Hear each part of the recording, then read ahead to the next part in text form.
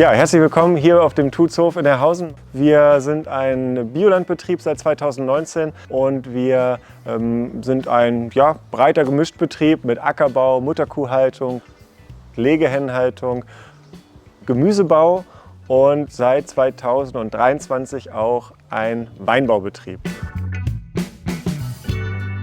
Also Wein aus Norddeutschland oder eher aus der Mitte Deutschlands, aus dem Harz. Da sind natürlich viele immer so ein bisschen misstrauisch. Funktioniert das? Da kann ich eigentlich nur eindeutig nicken, weil jährlich klettert die Grenze für Weinbauern 10 Kilometer weiter nördlich. Es gibt Freunde von mir, die in Norwegen bzw. Schweden und Dänemark arbeiten. Da ist das hier gar keine Frage, dass Wein funktioniert. Wein funktioniert hier. Wein ist auf dem Tutzhof also nicht nur eine neue Kultur, sondern eine gezielte Anpassung an den Klimawandel. Mit ausreichend Niederschlag, fruchtbaren Böden und einem geschützten Südhang bietet der Standort heute ideale Bedingungen für den Weinbau.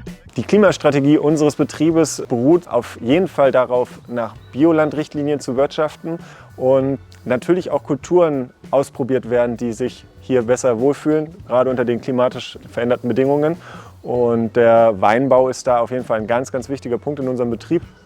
Es geht also nicht darum, alte Systeme um jeden Preis zu erhalten, sondern neue, zukunftsfähige Wege zu erkunden. Das ist der zentrale Gedanke der Anpassungsstrategie auf dem Tutzhof. Wenn man jetzt unseren Weinberg quasi aus der Luft ansieht, dann sind das 2,7 Hektar reine Rebfläche mit den Baumalleen. Wir haben dort 60% weiß und 40% rot gepflanzt. Wir sind hier im Prinzip auf einem richtig schönen Südhang, toniger Lehm, der Buntsandstein als Auflage hat, was den Reben im Prinzip richtig gut tut für die Fruchtaromatik. Niedersachsen ist klimatisch natürlich nicht mit der Toskana vergleichbar. Deshalb setzt der Tutzhof auf Sorten, die gut mit Spätfrost klarkommen, indem sie im Frühjahr etwas später austreiben. Gleichzeitig sollten sie im Herbst auch früh abreifen. Solaris ist im Prinzip so unsere sichere Bank. Der wird auch in Schweden reif, der macht immer Alkohol, der wird immer reif. Dann haben wir verschiedene Rote, das sind eine Spätburgunder-Art, eine Merlot-Art, eine Cabernet Sauvignon-Art und dann natürlich noch so ein paar Sorten, die wir selber ganz gerne mögen. Wir haben letztes Jahr angefangen, einen Vitiforst, Agroforst aufzubauen.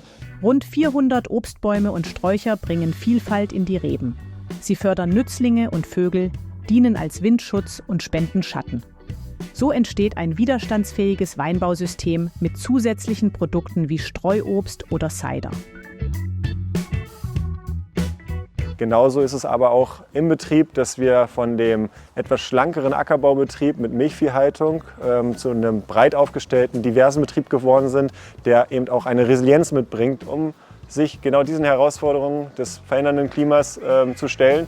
Die Umstellung auf Ökolandbau brachte Maßnahmen wie weite Fruchtfolgen, Zwischenfrüchte, Untersaaten und ganzjährige Begrünung mit sich. Sie stärken die Bodenstruktur, fördern den Humusaufbau und erhöhen die Wasserspeicherung. So lassen sich Trockenperioden und Starkregen besser bewältigen. Als gelernter Landwirt, aber auch eben Masterabsolvent in Agrarwissenschaften habe ich durchaus auch einen Anspruch an wissenschaftliches Arbeiten in meinem täglichen Tun. Und umso spannender ist es, wenn sich das kombinieren lässt mit Projekten wie dem Climate Farm Demo. Klimabilanzierungen im Rahmen von Climate Farm Demo zeigen, welche Maßnahmen tatsächlich wirken und Veränderungen bringen. Und das ist sehr spannend.